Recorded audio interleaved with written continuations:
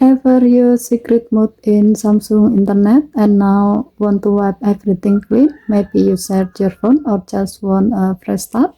Samsung Internet has a built-in option to reset secret mode.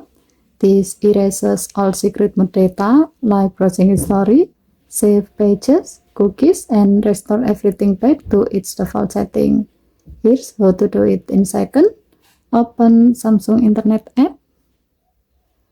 Tap the three horizontal line icon at the bottom right, then tap Setting, tap Personal Browsing Data, tap Secret Mode Setting, tap Reset Secret Mode.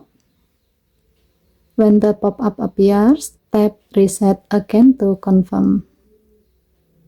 And that's it. Your secret mode data is now completely erased and the settings are back to default.